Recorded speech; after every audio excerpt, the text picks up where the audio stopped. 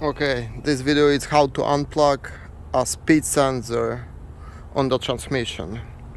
So you have to, on a Volvo truck, you have to lay down over here.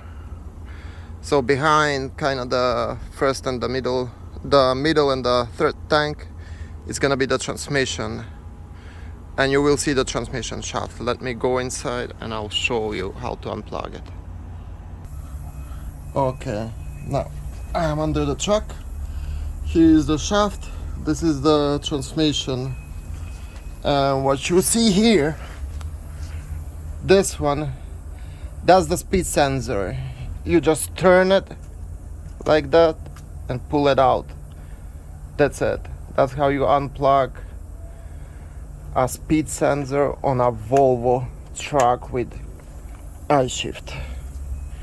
It's not that hard.